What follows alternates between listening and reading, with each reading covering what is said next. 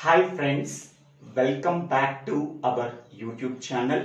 Today we have to discuss about input, output and interrupt in computer architecture course, computer organization course and computer organization and architecture course.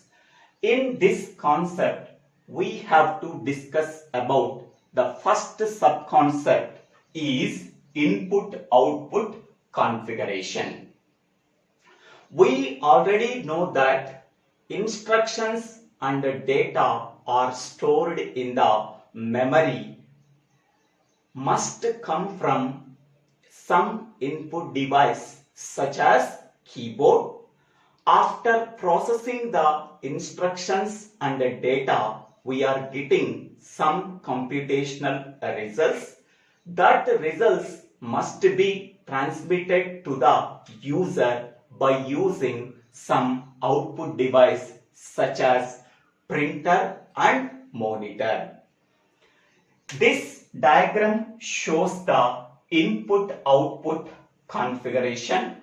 In that configuration, the first one can be called as input-output terminal. Here, keyboard can be called as input terminal. Printer can be called as output terminal. These terminals sends and receives only serial information.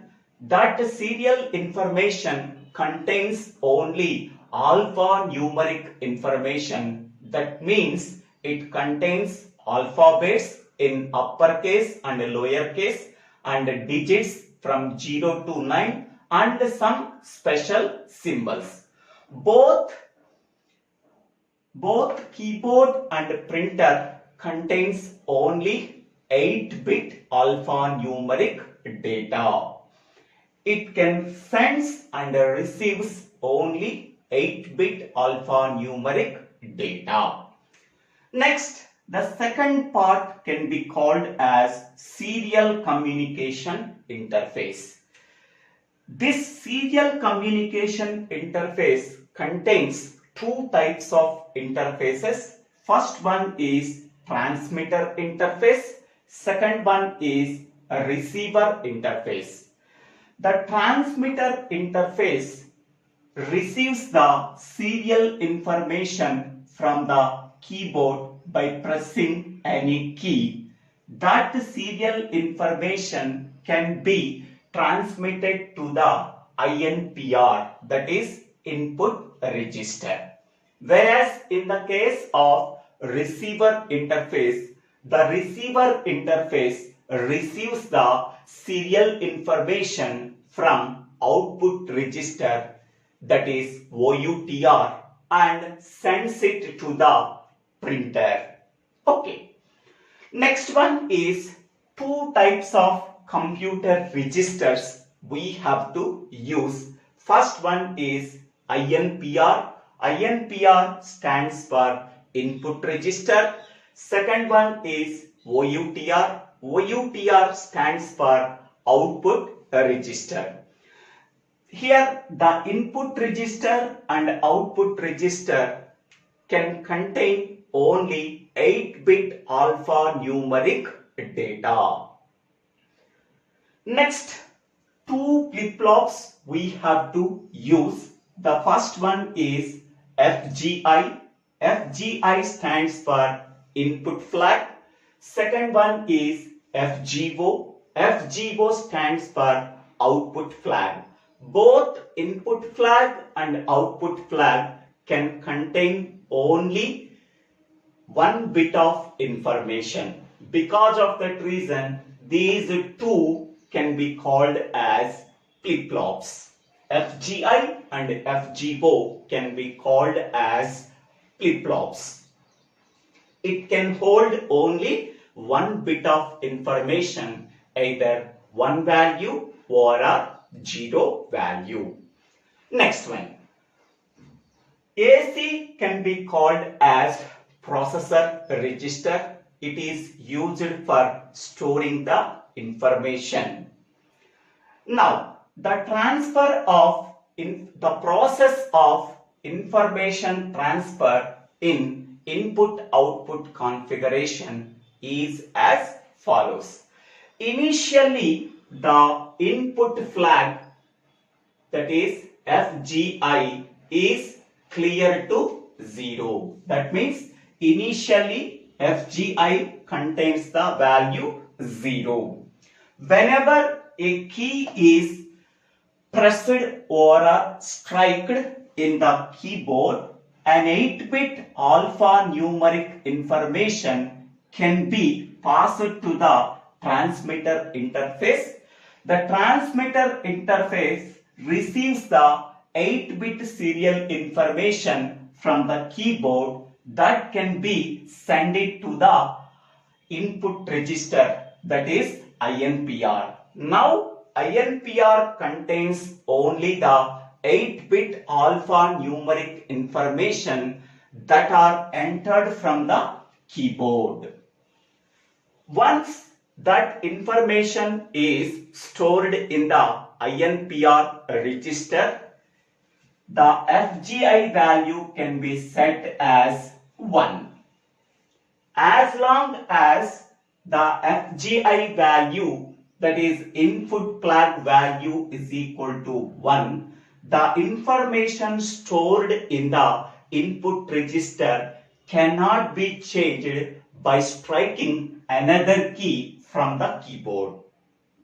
That means as long as input flag value is equal to 1, whatever the information that is stored in the input register cannot be changed even though by pressing another key from the keyboard. Okay. The computer checks the input flag value. If it is 1, whatever the information within the INPR register can be transmitted to the accumulator in parallel. After transferring the information within the INPR register into the accumulator, then FGI value is clear to 0. Clear to 0.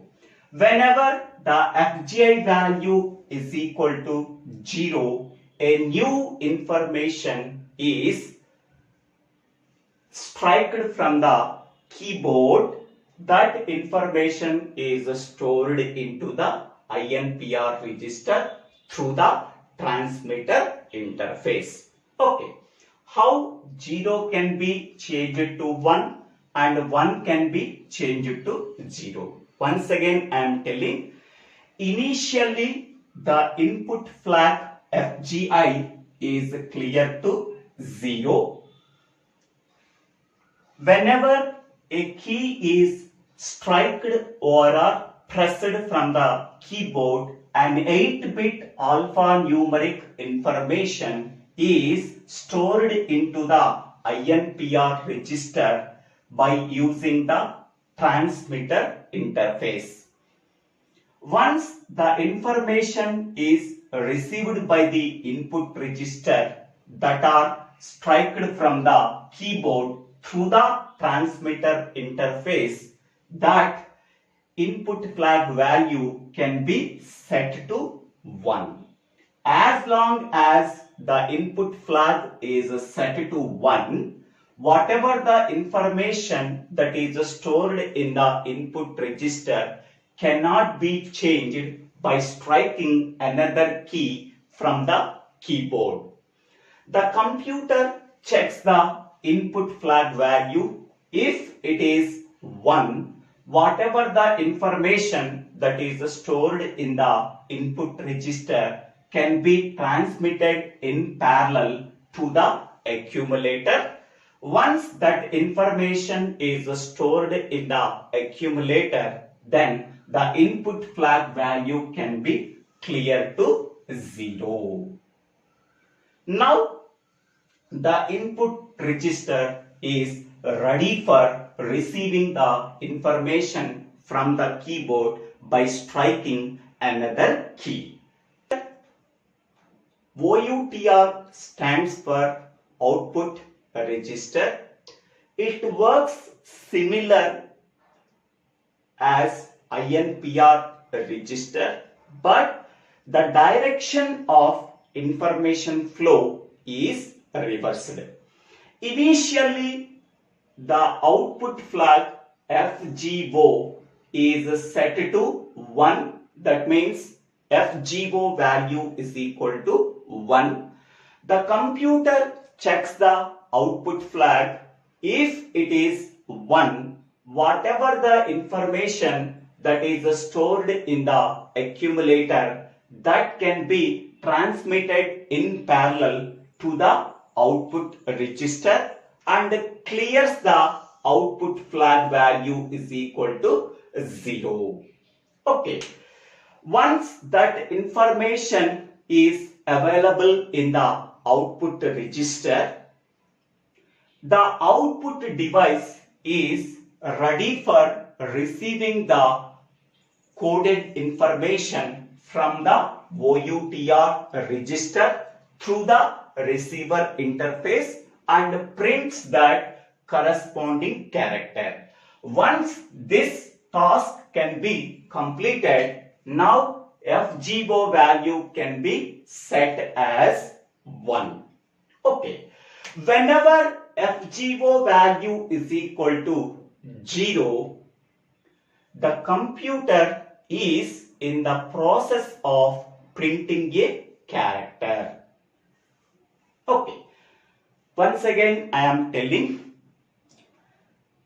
the working of output register is similar to the input register, but the direction of information transfer is reversed. Initially, the output flag FGO is set to 1. That means FGO value is equal to 1. The computer checks the output flag. If it is 1, whatever the information that is stored in the accumulator, that can be transmitted to the OUTR register in parallel. After that, it can be cleared to 0. Now, whatever the information that is stored in the OUTR register, that information can be received by the output device such as printer in 8-bit alphanumeric information through the receiver interface. Now the printer is ready for printing that character. That means whatever the character that are received from the OUTR register through the receiver interface, now it is ready to print that character by using printer. Once this task is completed, then FGO value can be set as 1. That means output flag can be set as 1. Initially 1, it can be cleared to 0, and finally its value is 1. Okay, that means whatever the information that is entered from the keyboard, finally that information can be printed through the printer. That information can be passed in a serial fashion. Here also we are receiving that information in a serial fashion and print that character. In that process, we have to use 2 types of interfaces and 2 types of computer registers and 2 types of flag bits and 1 processor register such as accumulator is used. Okay. So you have to keep in mind how FGI value can be changed from 0 to 1 and 1 to 0. How FGO value can be changed from 1 to 0 and 0 to 1. Okay. FGI value is initially clear to 0 whenever a key is pressed from the keyboard. An 8-bit alphanumeric information is stored into the input register such as INPR through the transmitter interface. Once that information is stored into the INPR register, the input flag value can be set to 1.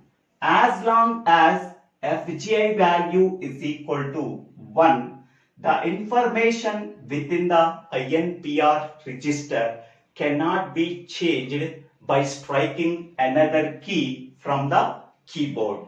The computer checks the input flag value. If it is 1, whatever the information that is stored in the INPR register can be sent it to accumulator in parallel and clears the input flag FGI is equal to 0. As long as FGI value is equal to 0, the input register is ready for receiving the information from the keyboard by striking another key. Okay, in this way we have to change the 0 to 1 and 1 to 0. Next, we can go for the output flag. Initially, the output flag is set to 1. The computer checks the output flag. If it is 1, whatever the information that is stored in the accumulator, that can be transmitted to the OUTR register in parallel. After that, it can be cleared to 0. Now, whatever the information that are entered from the keyboard, that is stored in the OUTR register. Now, the output device such as printer is receiving the coded information from the OUTR register through the receiver interface and prints that character. Once this operation is completed, again the output flag value can be set as 1. Okay, so in this way we are changing from 1 to 0, 0 to 1. Suppose the FGO value is equal to 0, it indicates that the printer is in the process of printing the character. Okay, so this is the description about input-output configuration in input-output and interrupt concept. In this entire process, whatever the information that are entered from the keyboard, that information can be printed through that printer. How that information can be transmitted from one place to another place, that is shown in the input-output configuration. Okay, here we have to use 2 input-output terminals, 2 serial communication interfaces, 2 computer registers and 2 flip-flops and 1 accumulator. So this entire configuration is required. Whatever the information that are entered from the keyboard, that information is printed by using the printer. How that information can be flow, that can be explained in the input-output configuration. I hope all of you understanding this video. If you really understanding this video, please click on the like button and share this video to your friends and classmates. If you really like this video, please subscribe my YouTube channel Divvela Srinivasarao. After subscribing my YouTube channel, click on the bell icon to get the future updates in my YouTube channel. For better understanding of this entire computer architecture or computer organization course, go to this channel and go to the playlist called Computer Architecture or Computer Organization. You can listen that videos and understanding the course. If you have any doubts, put your doubts in the comment section. In the next video, we can go for second subconcept in input, output and interrupt is input, output instructions. Hi friends, welcome back to our YouTube channel. Today we have to discuss about input, output and interrupt in computer organization course, computer architecture course, computer organization and architecture course. Now we have to discuss about second subconcept in input, output and interrupt in this video. In the previous video, the first subconcept in input, output and interrupt is input, output configuration. If anybody wants, please refer that video. Now we can go for input, output instructions. The input, output instructions are mainly used for three purposes. So the first one is input, output instructions are used for transferring the information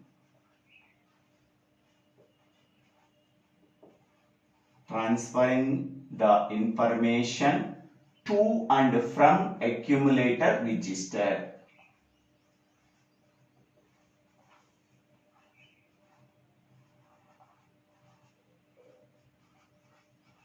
To and from accumulator register. Second one, they are used for checking the flag bits. Used for checking the flag bits. Next one, they are used for controlling the interrupt facility. Controlling the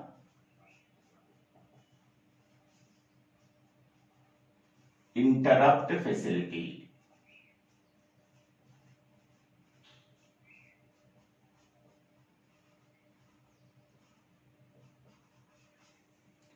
For these three purposes, we have to use the input, output instructions.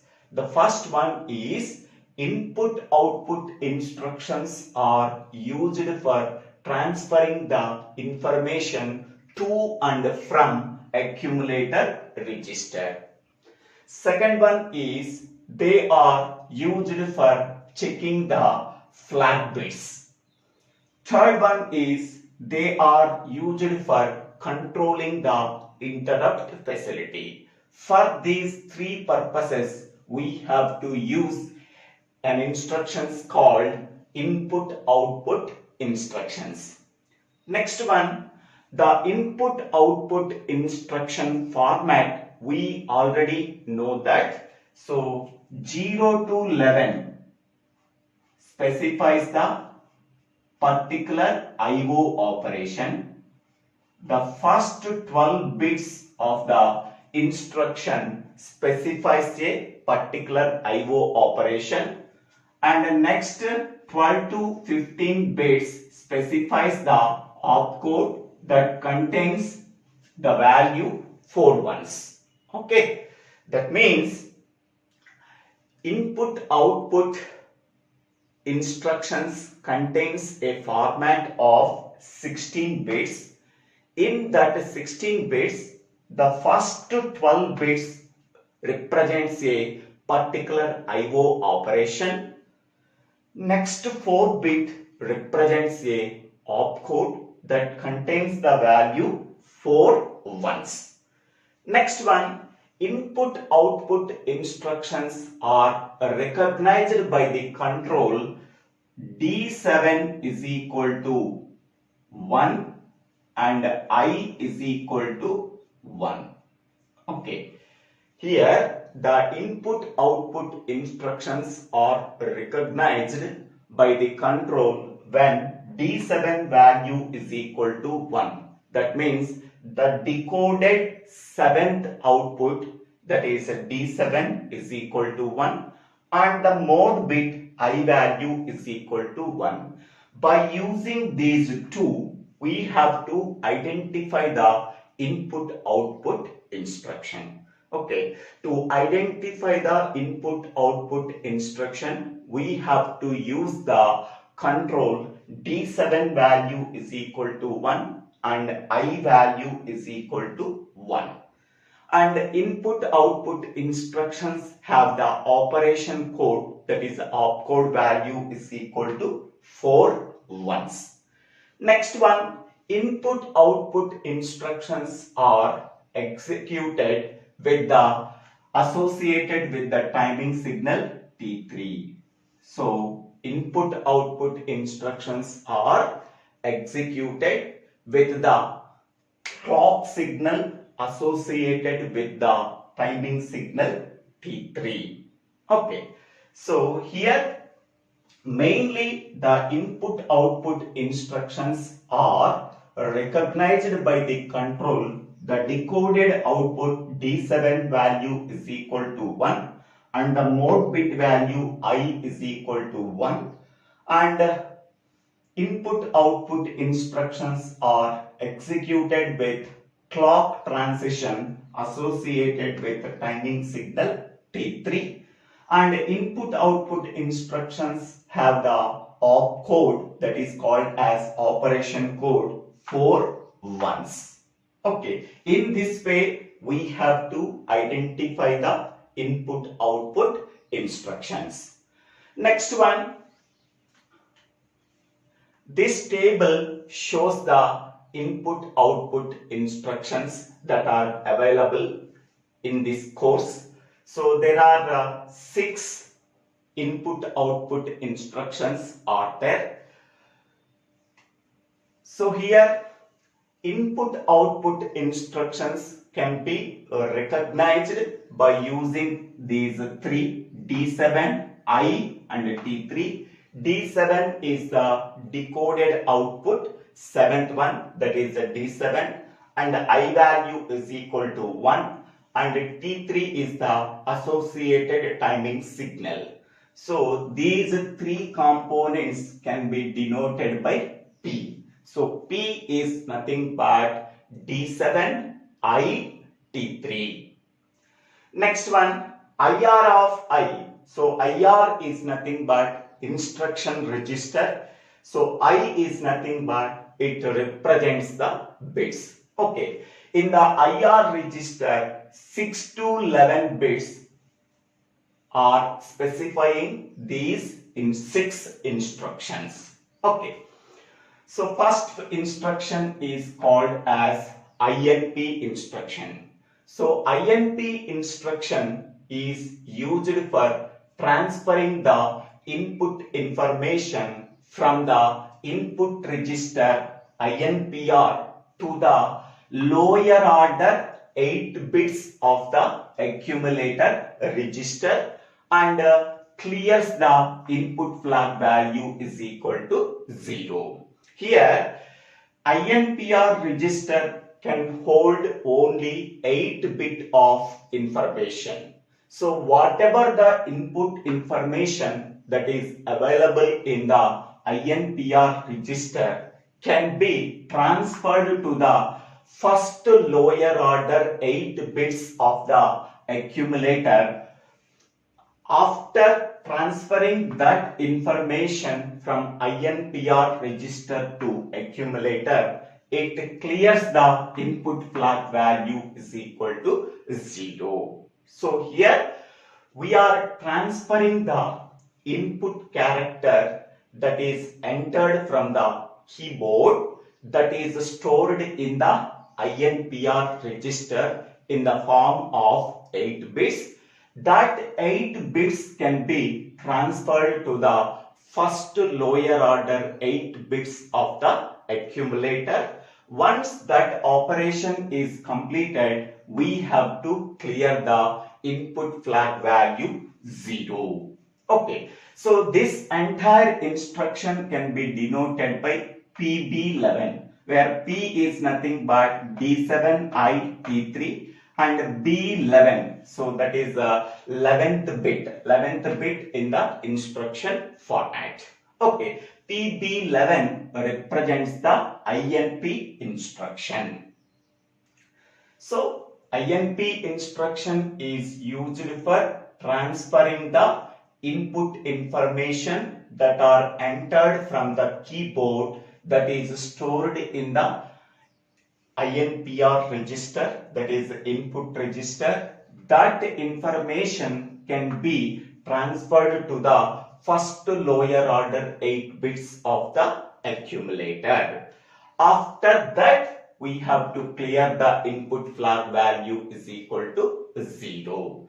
This instruction is called as INP instruction. It can be denoted by PB11, where P is nothing but D7I-T3. B11 is nothing but it represents the 11th bit.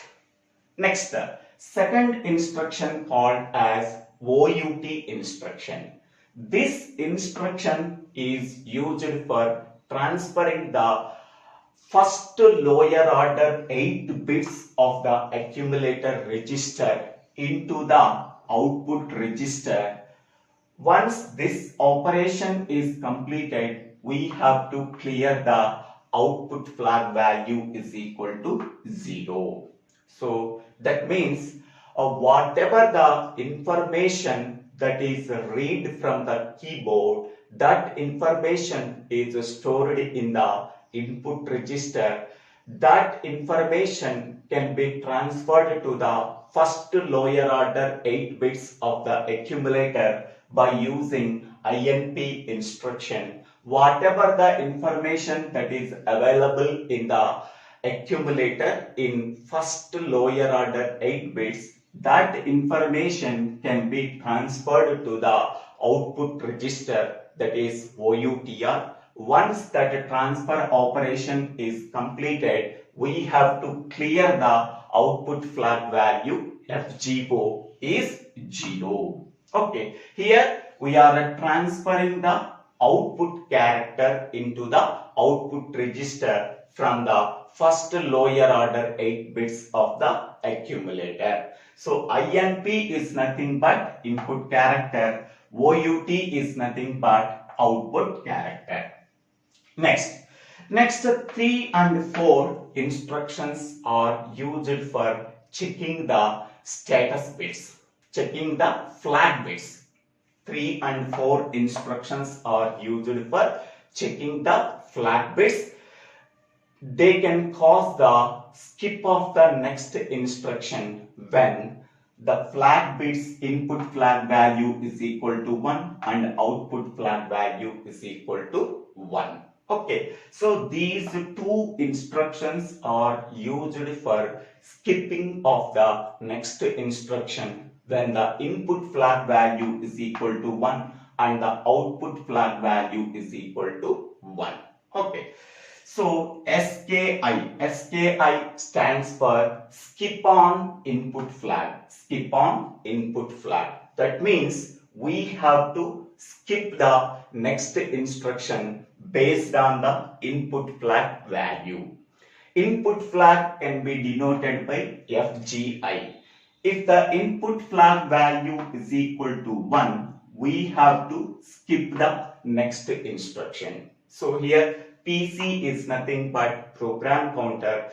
So program counter value can be updated by 1. That means we have to skip the next instruction when the input flag value is equal to 1. Okay, so this instruction can be denoted by PB9. Okay, next SKO, skip on output flag. We have to skip the next instruction when the output flag value is equal to 1. That is FGO value is equal to 1. We have to skip the next instructions. So these two instructions 3 and 4 can be called as skip of the next instruction based on the flag bit values. If the input flag value is equal to 1 and output flag value is equal to 1, we have to skip the next instruction. Okay. Next, 5 and 6 instructions are used for set and clear the interrupt enable flip-flop. So IEN can be called as interrupt enable flip-flop. It contains either 0 value or 1 value. It contains the value 1. We can say that interrupt enable on. If it contains the value 0, we can say that interrupt enable off.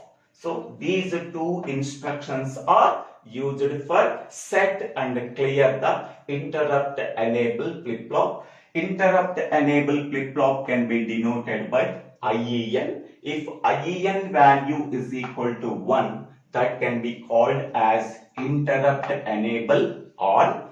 This instruction can be represented by using PB7. So that is the instruction name can be called as IOM, interrupt enable on. Next, second instruction is interrupt enable off. That is represented by using the instruction IOF. If the interrupt enable flip-flop contains the value 0, we can say that interrupt enable is in off position. That can be represented by using PB6. Okay. In the instruction register, it contains the first 12 bits, specifies a particular IO operation. Among the first 12 bits, only 6 to 11 bits of the IR registers specifies the 6 instructions. So that is sixth bit represents the interrupt enable off, 7th bit represents the interrupt enable on, 8th bit represents the SKO, skip on output flag, 9th bit represents the instruction skip on input flag, and 10th bit represents the OUT instruction, and 11th bit represents the INP instruction. So 6 to 11 bits of the instruction register contains only 6 bits. Each and every bit specifies a particular IO operation. Okay, if it is a 6 bit, it represents the interrupt enable of instruction, that is IOF. If it is a 7th bit, it represents the instruction interrupt enable on instruction, that is ION. If it is 8th bit, it represents a instruction skip on output flag, that is SKO. If it is 9th bit, it represents the instruction SKI, skip on input flag. If it is a 10th bit, it represents the OUT instruction. If it is 11th bit, it represents the INP instruction. So B represents the bit. So 6, 7, 8, 9, 10, 11 represents the bit number. And P represents the D7, I, D3. Input output instructions are represented by using the control D7 value is equal to 1, I is equal to 1. Input output instructions are executed with the clock transition associated with the timing signal T3. This entire content can be represented as P. It is common to all input output instruction. Next one, here the sequence counter value can be initialized to 0 when P value is equal to 1. So here when P value is equal to 1, So the sequence counter value can be initialized to 0. So P is nothing but D7IT3. D7IT3 value is equal to 1. Then the sequence counter can be initialized to 0.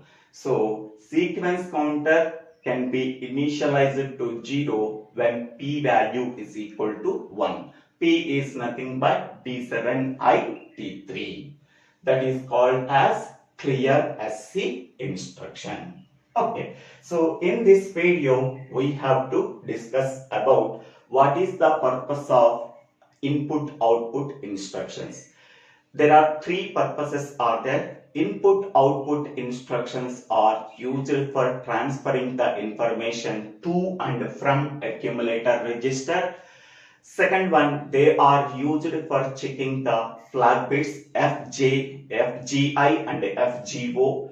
And third one, they are used for controlling the interrupt facility by using ION and IOF instructions. And input output instructions have the operation code 4 ones in 12 to 15 bits, and 0 to 11 bits specifies a particular IO operation. Input output instructions are recognized by the control D7 is equal to 1 and I is equal to 1. Input output instructions are executed with clock transition associated with the timing signal T3. Okay, so D7IT3 can be represented by letter P. It is common to all input output instructions.